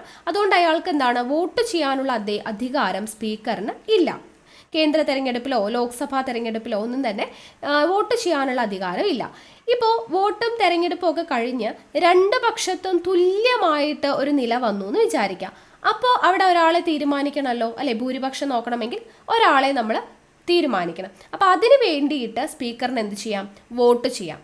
രണ്ട് പാർട്ടിക്കാരും തുല്യ സ്ഥാനത്ത് വരുന്ന സമയത്ത് ഒരേപോലെ വോട്ട് എണ്ണിയിട്ട് വന്നു. അപ്പോൾ ഇവിടെയും 100 ഉണ്ട്, ഇവിടെയും 100 ഉണ്ട്. അപ്പോൾ ഇനി ഒരെണ്ണം ഒരാൾക്ക് കൂടുതൽ കിട്ടിയ അയാൾ വിജയിച്ചതായിട്ട് പ്രഖ്യാപിക്കാം. അപ്പോൾ ആ ഒരു വോട്ടിന് വേണ്ടിയിട്ട് സ്പീക്കറിന് എന്ത് ചെയ്യാം? ഇവർക്ക് വേണ്ടിയിട്ട് വോട്ട് ചെയ്യാം. അതിനെയാണ് നമ്മൾ കാസ്റ്റിംഗ് വോട്ട് എന്ന് പറയുന്നത്. മനസ്സിലായോ? അപ്പോൾ യഥാർത്ഥത്തിൽ എന്തില്ല, സ്പീക്കറിന് വോട്ടവകാശമില്ല. പക്ഷേ ഇങ്ങനെ രണ്ട് പേരും തുല്യ സ്ഥാനത്ത് വരുന്ന ഒരു ഘട്ടം വരുമ്പോൾ അതിൽ നിന്നും ഒരാളെ വിജയിച്ചതായിട്ട് പ്രഖ്യാപിക്കണം. അപ്പോൾ അതിൽ മെജോറിറ്റി നമ്മൾ തീരുമാനിക്കാൻ വേണ്ടിയിട്ട്, ഭൂരിപക്ഷം തീരുമാനിക്കാൻ വേണ്ടിയിട്ട് സ്പീക്കറിന് ഒരു വോട്ട് ചെയ്യാനുള്ള അധികാരം വരുന്നുണ്ട്. അതിനെയാണ് നമ്മൾ കാസ്റ്റിംഗ് വോട്ട് എന്നതുകൊണ്ട് ഉദ്ദേശിക്കുന്നത്. ഓക്കെ, അപ്പോൾ ഈ ലോക്സഭാ ചരിത്രത്തിൽ ഇതുവരെ ലോക്സഭാ സ്പീക്കറും ആരും തന്നെ കാസ്റ്റിംഗ് വോട്ട് ഇതുവരെ ചെയ്തിട്ടില്ല എന്നുള്ളത് ഓർത്തിരിക്കുക കേട്ടോ. ഓക്കെ, പക്ഷെ കേരളത്തിൽ അങ്ങനെ ഒരു സംഭവമുണ്ട്. കേരളത്തിൽ ഒരു സ്പീക്കർ ഒരു ദിവസം തന്നെ 7ഓളം കാസ്റ്റിംഗ് വോട്ട് ചെയ്ത ഒരാളുണ്ട്. അദ്ദേഹത്തിൻ്റെ പേരാണ് AC ജോസ് കേട്ടോ. AC ജോസ് എന്നാണ് അദ്ദേഹത്തിൻ്റെ പേര്. ഇത് കേരളത്തിലെ കാര്യമാണ് പറയുന്നത്. ഓക്കെ, അല്ലാതെ കേന്ദ്രത്തിൽ ലോക്സഭയിൽ ഒരിക്കലും ഇങ്ങനെ ചരിത്രത്തിൽ ഇതുവരെ ആരും കാസ്റ്റിംഗ് വോട്ട് രേഖപ്പെടുത്തിയിട്ടില്ല. പക്ഷേ കേരളത്തിൽ കാസ്റ്റിംഗ് വോട്ട് ഏറ്റവും കൂടുതൽ കാസ്റ്റിംഗ് വോട്ട് രേഖപ്പെടുത്തിയ ആളാണ് AC ജോസ് കേട്ടോ. AC ജോസ്. അപ്പം അതുകൊണ്ട് തന്നെ അയാളെ ആളുകൾ കളിയാക്കിയിട്ട് എന്ത് വിളിക്കാറുണ്ട്? ഓൾവേസ് കാസ്റ്റിംഗ് ജോസ് എന്ന് വിളിക്കാറുണ്ട്. AC എന്നതിൻ്റെ ഫുൾ ഫോം ആയിട്ട് ഓൾവേസ് കാസ്റ്റിംഗ്, ഏറ്റവും കൂടുതൽ കാസ്റ്റിംഗ് വോട്ട് രേഖപ്പെടുത്തിയ ആളാണ്. അപ്പോൾ ഓൾവേസ് കാസ്റ്റിംഗ് ജോസ് എന്ന് വിളിക്കാറുണ്ട്. അപ്പോൾ AC ജോസ്, അദ്ദേഹത്തിൻ്റെ പേര് ഓർത്തിരിക്കാം. ഓക്കെ അല്ലേ? ഇനി ഇന്ത്യയിലെ ആദ്യത്തെ ലോക്സഭാ സ്പീക്കർ ആരാണ്? ഇന്ത്യയിലെ ആദ്യത്തെ ലോക്സഭാ സ്പീക്കർ, ഇന്ത്യയിലെ ആദ്യത്തെ ലോക്സഭാ സ്പീക്കറാണ് GV മാവ്ലങ്കാർ. ഓക്കെ, ഇന്ത്യയിലെ ആദ്യത്തെ ലോക്സഭാ സ്പീക്കർ ആരാണ്?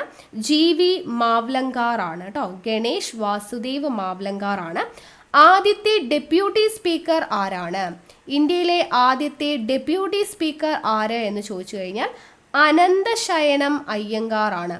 അനന്തശയനം അയ്യങ്കാർ, അനന്തശയനം അയ്യങ്കാർ ആണ് ഇന്ത്യയിലെ ആദ്യത്തെ ഡെപ്യൂട്ടി സ്പീക്കർ എന്ന് പറയുന്നത്. ഇനി ഏറ്റവും കൂടുതൽ കാലം സ്പീക്കറായിരുന്ന വ്യക്തി, ഏറ്റവും കൂടുതൽ കാലം സ്പീക്കറായിട്ട് ഉണ്ടായിരുന്ന വ്യക്തി ആര് എന്ന് ചോദിച്ചു കഴിഞ്ഞാൽ ബൽറാം താക്കർ ആണ്. ബൽറാം താക്കർ ആണ് ഏറ്റവും കൂടുതൽ കാലം സ്പീക്കർ ആയിരുന്ന വ്യക്തി. ഇനി ഇന്ത്യയിൽ ലോക്സഭയിലെ ആദ്യത്തെ വനിതാ സ്പീക്കർ, ആദ്യത്തെ ലോക്സഭ വനിതാ സ്പീക്കർ ആര് എന്ന് ചോദിച്ചു കഴിഞ്ഞാൽ ആരാണ്? മീരാ കുമാർ ആണ് ഇന്ത്യയിലെ ആദ്യത്തെ ലോക്സഭ വനിതാ സ്പീക്കർ, മീരാ കുമാർ. രണ്ടാമത്തെ വനിതാ സ്പീക്കർ ഉണ്ട്. രണ്ടാമത്തെ വനിതാ സ്പീക്കറാണ് സുമിത്ര മഹാജൻ. ഓക്കെ, അപ്പോൾ ഇന്ത്യയിലെ ആദ്യത്തെ ലോക്സഭാ സ്പീക്കർ ആരാ? GV മാവ്ലങ്കർ. ആദ്യത്തെ ഡെപ്യൂട്ടി സ്പീക്കർ ആരാ? അനന്തശയനം അയ്യങ്കാർ. ഏറ്റവും കൂടുതൽ കാലം സ്പീക്കർ ആയിരുന്നത് ആരാ? ബൽറാം താക്കർ. ഇനി ആദ്യത്തെ വനിതാ സ്പീക്കർ ആരാ? മീരാ കുമാർ. രണ്ടാമത്തെ വനിതാ സ്പീക്കർ ആരാണ്? സുമിത്ര മഹാജൻ എന്നുള്ളത് ഓർത്തിരിക്കുക. ഇനി ഇന്ത്യയിൽ ആദ്യമായിട്ട് ഏതെങ്കിലും സംസ്ഥാനങ്ങളിൽ സ്പീക്കറായ വനിത ചോദിച്ചു കഴിഞ്ഞാൽ, ഇന്ത്യയിൽ ആദ്യമായിട്ട് ഏതെങ്കിലും സംസ്ഥാനങ്ങളിൽ സ്പീക്കറായിട്ടുള്ള വനിത ചോദിച്ചു കഴിഞ്ഞാൽ ആരാണ്? അത് ഷാനോ ദേവിയാണ്. ഷാനോ ദേവി ഹരിയാനയിലെ സ്പീക്കറായിരുന്നു, ഹരിയാന. അപ്പോൾ ഇന്ത്യയിൽ ഏതെങ്കിലും ഒരു സംസ്ഥാനത്ത് സ്പീക്കറായിട്ടുള്ള ആദ്യത്തെ വനിത എന്ന് പറയുന്നത് ഷാനോ ദേവിയാണ്, ഹരിയാനയിലെ സ്പീക്കറായിരുന്നു എന്നുള്ളത് ഓർത്തിരിക്കുക. ഓക്കെ, ഇനി അടുത്തത് ആർട്ടിക്കിൾ 93. ഓക്കെ, ആർട്ടിക്കിൾ 93 കേട്ടോ. ആർട്ടിക്കിൾ 93 പറയുന്നത് എന്താണെന്ന് ചോദിച്ചാൽ സ്പീക്കറും ഡെപ്യൂട്ടി സ്പീക്കറിനെ കുറിച്ച് പറയുന്നതാണ്. അപ്പോൾ നമ്മൾ ഇത്രയും നേരം പഠിച്ചില്ലേ സ്പീക്കർ എന്താണ്, ഡെപ്യൂട്ടി സ്പീക്കർ എന്താണ്. അപ്പോൾ സ്പീക്കറിനെയും ഡെപ്യൂട്ടി സ്പീക്കറിനെയും കുറിച്ച് പ്രതിപാദിക്കുന്ന ആർട്ടിക്കിളാണ് ആർട്ടിക്കിൾ 93 എന്ന് പറയുന്നത്. ആർട്ടിക്കിൾ 93 സ്പീക്കറെയും ഡെപ്യൂട്ടി സ്പീക്കറെയും കുറിച്ച് പറയുന്നത്. ഈ സ്പീക്കർ എന്ന് പറയുന്ന ആശയം നമ്മൾ കടമെടുത്തിരിക്കുന്നത് എവിടെ നിന്നാണ്? ബ്രിട്ടന്റെ കയ്യിൽ നിന്നുമാണ് നമ്മൾ കടമെടുത്തിട്ടുള്ളത്. ഇനി സ്പീക്കറിനെ നീക്കം ചെയ്യുന്നത് എങ്ങനെയാണ്? സ്പീക്കറിനെ നീക്കം ചെയ്യുന്നത് എങ്ങനെയാണെന്ന് ചോദിച്ചു കഴിഞ്ഞാൽ സ്പീക്കറിനെതിരായിട്ട് ഒരു അവിശ്വാസ പ്രമേയം ആദ്യമായിട്ട് എന്ത് ചെയ്യണം? ഒരു അവിശ്വാസ പ്രമേയം പാസ്സാക്കിയിട്ട് വേണം നീക്കം ചെയ്യാൻ വേണ്ടിയിട്ട്. ആദ്യം ഒരു അവിശ്വാസ പ്രമേയം കൊണ്ടുവരണം. അവിശ്വാസ പ്രമേയം കൊണ്ടുവരുന്ന സമയത്ത് സഭയിലുള്ള അംഗങ്ങൾ എന്ത് ചെയ്യണം? ഭൂരിപക്ഷ അംഗങ്ങളും ആ അവിശ്വാസ പ്രമേയത്തെ അനുകൂലിച്ചുകൊണ്ട് വോട്ട് ചെയ്ത് പ്രമേയം പാസ്സാക്കിയിട്ടുണ്ടെങ്കിലാണ് സ്പീക്കറിനെ അവിടെ നിന്ന് നീക്കം ചെയ്യാൻ പറ്റുക. അപ്പോൾ ഒരു സ്പീക്കറെ നീക്കം ചെയ്യണമെന്നുണ്ടെങ്കിൽ ആദ്യം എന്ത് ചെയ്യണം? അവിശ്വാസ പ്രമേയം കൊണ്ടുവരണം. അവിശ്വാസ പ്രമേയം എന്ത് ചെയ്യണം? ഭൂരിപക്ഷം അംഗങ്ങൾ എന്ത് ചെയ്യണം? അതിനെ അനുകൂലിച്ചുകൊണ്ട് വോട്ട് ചെയ്യണം. വോട്ട് ചെയ്ത് അനുകൂലിച്ചിട്ടുണ്ടെങ്കിൽ മാത്രമാണ് പാസ്സാക്കി അദ്ദേഹത്തെ നീക്കം ചെയ്യാനായിട്ട് പറ്റത്തുള്ളൂ എന്നുള്ള കാര്യം ഓർത്തിരിക്കുക. ഓക്കെ, അപ്പോൾ ലോക്സഭ എന്ന് പറയുന്നത് വർഷത്തിൽ 2 തവണയെങ്കിലും സമ്മേളിക്കണം എന്നാണ് പറയാറുള്ളത്. ഓക്കെ, അപ്പോൾ നമ്മുടെ സാധാരണഗതിയിൽ 3 തവണയാണ് സമ്മേളിക്കുന്നത് കേട്ടോ. അപ്പോൾ 3 തവണയാണ് സാധാരണ രീതിയിൽ സമ്മേളനം ഉണ്ടാവുന്നത്. 1 ബജറ്റ് സമ്മേളനം, 2 മൺസൂൺ സമ്മേളനം, 3 ശൈത്യകാല സമ്മേളനം. അപ്പം സാധാരണഗതിയിൽ 2 തവണയെങ്കിലും സമ്മേളിക്കണം എന്നാണ് പറയുക. സാധാരണ നമ്മളിപ്പോൾ 3 തവണ സമ്മേളിക്കുന്നുണ്ട്. 1 ബജറ്റ് സമ്മേളനം, 2 മൺസൂൺ സമ്മേളനം, 3 ശൈത്യകാല സമ്മേളനം. ഇങ്ങനെ 3 സമ്മേളനങ്ങളാണ് സാധാരണ രീതിയിൽ ഉണ്ടാവുക എന്നുള്ളത് ഓർത്തിരിക്കാം. ഓക്കെ അല്ലേ? അപ്പോൾ ഇത്രയും കാര്യങ്ങൾ ഇമ്പോർട്ടൻ്റ് ആണ്, മനസ്സിലാക്കി വയ്ക്കുക. നമ്മുടെ രാജ്യസഭ, ലോക്സഭ എന്ന് പറയുന്ന ഭാഗം, ഇത്രയും കാര്യങ്ങളാണ് പഠിക്കാനുള്ളത്. ഇനിയും നമുക്ക് പഠിക്കാനുണ്ട്, ഇവിടെ ജോയിൻറ്റ് സിറ്റിംഗ് എന്താണെന്ന് പഠിക്കാനുണ്ട്, മണി ബില്ലിനെ കുറിച്ച് നമുക്ക് പഠിക്കാനുണ്ട് ഡീറ്റെയിൽഡ് ആയിട്ട്, പിന്നെ പാർലമെൻറ്ററിയിലെ കമ്മിറ്റികളെ കുറിച്ച് നമുക്ക് പഠിക്കാനായിട്ടുണ്ട്. അപ്പോൾ ആ കാര്യങ്ങളെല്ലാം കൂടെ നമ്മൾ ഇതിൽ ഉൾപ്പെടുത്തി കഴിഞ്ഞാൽ ഒരുപാട് ലെങ്തി ആയി പോകും. അപ്പോൾ ജോയിൻറ്റ് സിറ്റിങ്ങിനെ കുറിച്ചും മണി ബില്ലിനെ കുറിച്ചും പാർലമെൻറ്റ് കമ്മിറ്റികളെ കുറിച്ചും ഒക്കെ നമുക്ക് നെക്സ്റ്റ് ക്ലാസ്സിൽ പഠിക്കാം. അപ്പോൾ ഇത്രയാണ് ഇന്നത്തെ ക്ലാസ് എന്ന് പറയുന്നത്. നോട്ട് തയ്യാറാക്കിയിട്ട് പഠിക്കുക, ഇമ്പോർട്ടൻ്റ് ആയിട്ടുള്ളൊരു ഭാഗമാണ്, ചോദ്യങ്ങൾ ഒരുപാട് ചോദിക്കുന്ന ഒരു ഭാഗമാണ്. ഓക്കെ, അപ്പം നമുക്ക് വീണ്ടും അടുത്ത ക്ലാസ്സിൽ കാണാം. താങ്ക്